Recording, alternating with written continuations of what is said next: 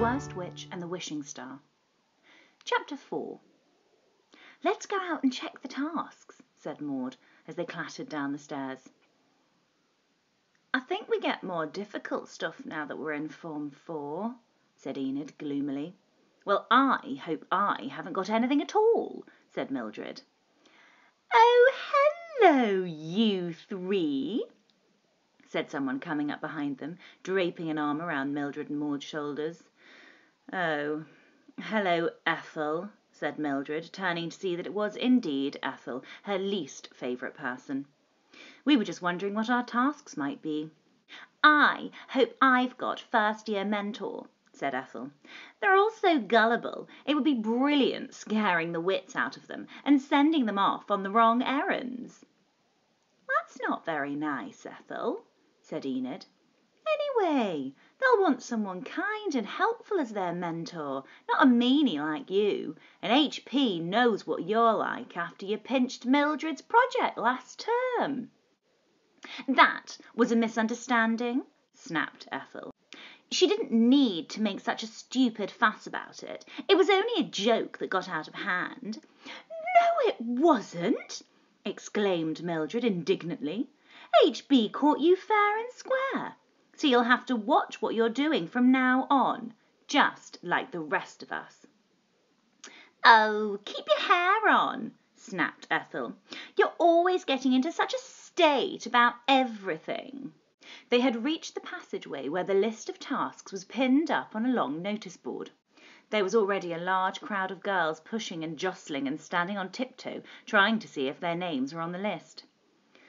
"I really hope I haven't been chosen for anything," said Mildred, keeping her fingers tightly crossed. "Oh, don't worry, Mill," said Maud, giving her friend's hand a squeeze. "You'll probably get blackboard monitor. Even a first year could rub out the last lesson ready for the next." Meanwhile, Miss Cackle was sitting in the staff room having a cup of tea and a macaroon with Miss Hardborough. "I do hope we've done the right thing, choosing Mildred for the East Wing Lantern Monitor," said Miss Cackle, dipping the macaroon into the tea, holding it there until it was just about to dissolve, and then hastily popping it into her mouth. "It's quite a big responsibility for such a scatterbrain, and she's always been a bit scared of the dark." "Nonsense, Miss Cackle," said Miss Hardborough. "It's not as if she's been given the entire school. She'll just have 3 corridors with bedrooms, the spiral stairs, passages to the cloakrooms, the hallway inside the main door, and the 2 large lanterns on the school gates. As long as she sets off at twilight and lights her way out to the gates, everything will be shining brightly to light her back in again." "You make it sound so simple, Miss Hardborough," said Miss Cackle, who had misjudged the macaroon dipping and dropped the gluttonous lump down her front. "Oh dear, what a mess I've made." She removed it with a handkerchief, inadvertently crushing it into her dress, and put what remained of it on her saucer. "I suppose you're right, Miss Hardborough. Which girls are doing the West Wing and all the upper floors?" "Ethel Hallow and Drusilla Paddock," said Miss Hardborough, "so at least 2/3 of the school will be efficiently lit. Anyway, I've made sure they each have a bag full of safety equipment to take with them, so please don't worry yourself, Headmistress. All will be well." "I sincerely hope so, Miss Hardborough," sighed Miss Cackle. "Perhaps Mildred will be glad of the responsibility now that she is a senior pupil." Chapter 5. Mildred was most definitely not glad to be given the responsibility of lantern monitor. The girls had been allowed to spend the rest of the day unpacking and arranging their rooms, and Maud and Enid had bundled in with Mildred to discuss their tasks. "Oh, it's not fair," said Mildred, sitting huddled on her bed with Tabby and her 2 friends. "I bet HB did this on purpose." "It's not actually that bad," said Enid reassuringly. "You've only got the East Wing and the playground. If you set off just before it gets dark and light your way out, it'll be nice and bright when you come back in again." "Anyway," grumbled Mildred, "I'll have to get up at dawn and go around and douse all the candles, so while you're all slumbering in your warm beds, I'll be freezing to death going round those creepy corridors by myself. Oh, you're so lucky, Maud, getting first-year mentor. Well, at least I've saved the little dears from Ethel's clutches, laughed Maud. She and Drusilla are lantern monitors for the rest of the school. What exactly is first-year mentor? Asked Enid. Oh, just keeping an eye on the first years, said Maud, making sure no one's too homesick, etc. They all look like such babies, don't they? Do you remember how we felt when we first arrived? Oh, everything went wrong every 5 seconds, said Mildred. Tell Enid about the dustbin incident, Mill, said Maud. She wasn't here when it happened. She didn't come until the summer term. I think I'd rather not, said Mildred gloomily. Oh, go on, Millie, encouraged Enid. Please tell. Well, said Mildred, we were having our very first flying lesson on the second day, and I got a bit overconfident and crashed into the dustbins and broke my broom. It's been the same ever since, really. One disaster after another. Oh, not all the time, said Maud in her usual cheery way. You've done loads of good things, Millie. I'm not quite sure how exactly, but things often go wonderfully right in the end for you, even if it's usually the long way round. Well, I'd like the short way round this time, said Mildred. Did you get a task, Enid? Flower monitor, said Enid. You know, beautifying the classrooms. It says that I have to use my initiative and find sprays of buried leaves and pine cones if there aren't any actual flowers at this time of year.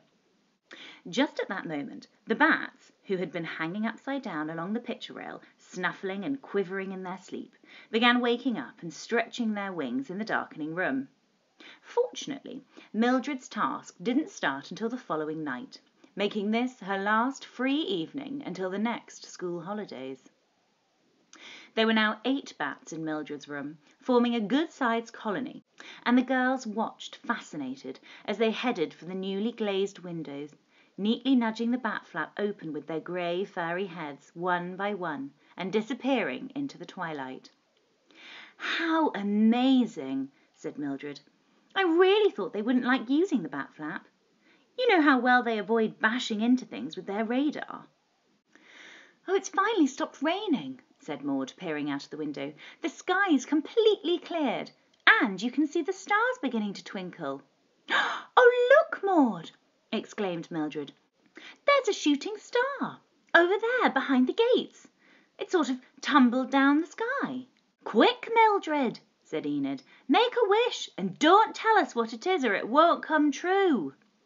And be careful what you wish for, warned Maud. Mildred closed her eyes and wished. Chapter 6. The teachers had gathered in the staff room to deal with the problems that always needed ironing out on the first day back. It was also an opportune moment to have a calming cup of tea and a biscuit, or several biscuits in Miss Cackle's case. Everything seems to be running smoothly, Miss Cackle, said Miss Bat, dropping a handful of tea bags into an enormous teapot. Though I must say, Miss Drill, you were sorely missed helping with the first years, especially in such dreadful weather. I quite missed them myself, said Miss Drill, re-pinning a fallen clump of springy hair, though I am looking forward to being class teacher of Form 4. Luckily, I'll have Ethel Hallow to get things off to a good start. Unluckily, you'll also have Mildred Hubble, said Miss Hardram dryly. So goodness knows what will be waiting round the corner. Look, everyone, said Miss Cackle, swiftly changing the subject. The horrible weather's completely changed. The sky is so clear now, you can even see the stars coming out. Miss Hardram craned her neck and peered out into the gathering gloom. Did you see that? She said. A shooting star just zipped across the sky, over there behind the gates. You must make a wish, exclaimed Miss Cackle. Quickly, Miss Hardram, or it won't come true. Oh, really, Miss Cackle, said Miss Hardborough grumpily. "Surely you don't believe in all that silly nonsense." "It is not silly nonsense," replied Miss Cackle indignantly. "Didn't you ever make a birthday wish when you blew out the candles on your cake?"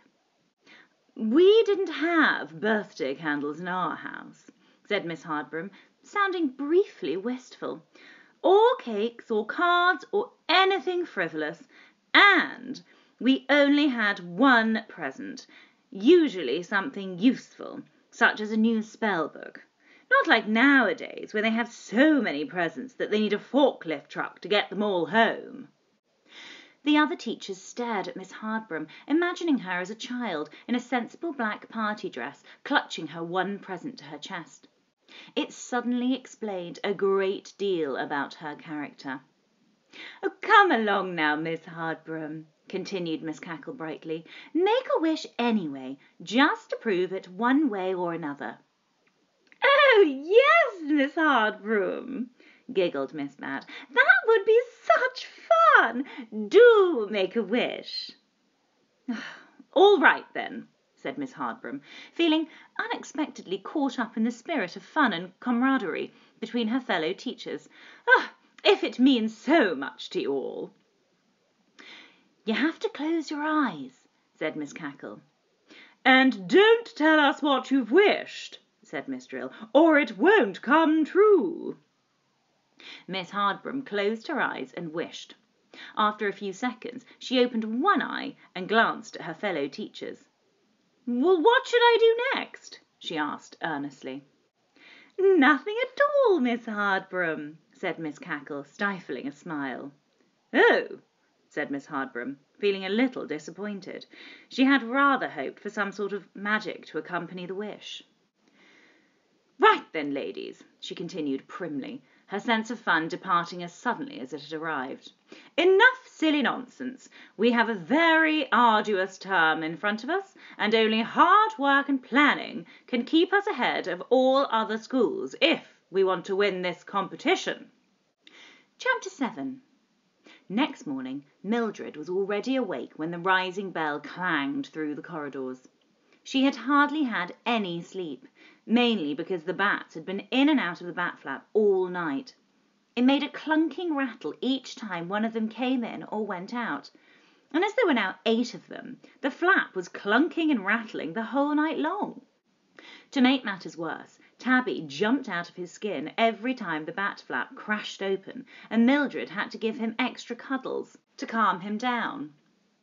The bats had all finally come back into roost along the picture rail, but it was too late for Mildred, who had only slept for about 2 hours altogether. Maud put her head around the door, already in her uniform.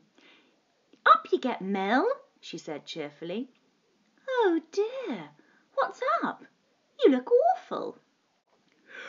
"Oh, the bats have been driving me mad," said Mildred, yawning and stretching. "They were in and out like a fiddler's elbow all night long. I know it's nice to have glass in the windows, but I think I preferred it when there wasn't any. I never heard a thing in the old days, and it disturbs Tabby." "I haven't got any bats in my room," said Maud, "so I was okay, and I think Enid's only got 2. "Never mind, Mill, you'll soon get used to it. My auntie lives right next door to a railway line, and the walls shake every time a train zooms past. When you first stay there, it makes you jump every time it happens, and you lie there waiting for the next one. But after a while, you don't really notice. It's the same with chiming clocks. My auntie's got one of those too. Where's Einstein, by the way? Did you bring him with you?" Einstein was the tortoise that Mildred had used for her animal transformation spell the term before, and Miss Cackle had allowed her to keep him. "Oh, he's gone into early hibernation," said Mildred. "He's under the bed in the cat basket, tucked up in a blanket." She clambered out of bed and rooted around in her wardrobe for a shirt and her gym slip. "I do like the bats, Maudie," she yawned. "And it is less absolutely freezing with the new glass. But I sometimes wish the school was more normal. I know just what you mean, agreed Maud. Any other school would be thrilled because they were getting some vital new piece of equipment. But we're all delirious with joy because they finally put glass in the windows. It's like the Middle Ages at Miss Cackle's. Don't you sometimes sneakily wish we'd been sent to Pentangles? Asked Mildred thoughtfully. They've got lovely purple uniforms, and the head girl gets to choose any type of cat she wants. The head girl at the moment's got a beautiful cream and brown ragdoll cat. Not that I'd want to change Tabby, she added hastily. Anyway, there wouldn't be much chance of me being head girl at any school, so it's not worth worrying about. Cackle's is all right, really, said Maud, trying to think of the best, as usual. It may not be very modern, but it gets there in the end. And anyway, we wouldn't have met each other if we weren't both here. Come on, grab your tie, and here's your sash round your bedpost. Let's go and see if Enid's ready. Mildred smiled sleepily and felt a peaceful glow of happiness that someone as nice as Maud had chosen to be her friend. Chapter 8. Miss Drill was deeply delighted with her new position as form teacher. She was waiting for Form 4 on the platform at the front of the classroom, an hour early, wearing a dark green suit with a lilac shirt and a purple tie with yellow stars emblazoned all over it. She was so excited about being in proper clothes, instead of her customary shorts, Airtex shirt and black fleece if it was chilly, that her sense of taste had rather deserted her. Trying to fit in as many colours as possible without deviating too far from the traditional dark colours had proved tricky. However, Miss Drill had gazed at herself approvingly in the long mirror that morning and felt confident and fashionable. Yes, she thought to herself, I look quite trendy. I think the girls will be most impressed. The girls were impressed when they filed into their new classroom after breakfast, but not quite in the way that Miss Drill had hoped for. Settle down now, girls, said Miss Drill. I don't know what is causing all this giggling and silliness. Enid and Maud were both staring desperately at the floor, neither of them daring to look at Mildred, whose shoulders were beginning to shake as she tried to focus on anything but Miss Drill's almost fluorescent tie. They all managed to pull themselves together after arranging their books and writing equipment in their desks. And they were soon all sitting up straight, politely awaiting their instructions for the day. Good morning, girls, said Miss Drill, an excited catch in her voice as she spoke. Good morning, Miss Drill, chorused the girls in the sing-song way used by schools everywhere. First of all, announced Miss Drill, I promised Miss Hardbroom that I would give out the essential equipment to all 3 of our lantern monitors. Come up here, Ethel, Drusilla, and Mildred. Miss Drill handed each of them a surprisingly large canvas hodel, which contained a fire blanket, a fire extinguisher, several boxes of candles, a box of tapers, a box of matches, a large lantern with a clip on the side for a taper, and a special handle, a bit like one of those holders for coffee glasses, so that the monitor could easily dip a taper to light all the lanterns and a snuffer for dousing the candles in the morning. Miss Hardbroom asked me to make it clear to the lantern monitors that she will be expecting them to commence their duties at twilight this evening, said Miss Drill. Make sure you leave yourself plenty of time. And you should take your brooms with you, as some of the lanterns and candelabras are quite high and you will need to fly up to light them. You may also keep your broomsticks in your rooms, as you will need them to hand. Oh, and you don't have to take the cats on the lantern duty. Yes, Miss Drill, said Mildred, trying hard to remember the instructions, as she hugged the hodel back to her desk and put it under her seat. Thank you, Miss Drill, said Ethel and Drusilla together, though Ethel didn't look too happy. Now then, continued Miss Drill, I expect you're all longing to know the details about the swimming pool competition. It hasn't yet been decided which class or who in particular will be representing the school, but this competition is quite unusual, as it is more a talent competition than a usual formal display. The girls all perked up at this piece of news. "I thought that would catch your interest," said Miss Drill with a beaming smile.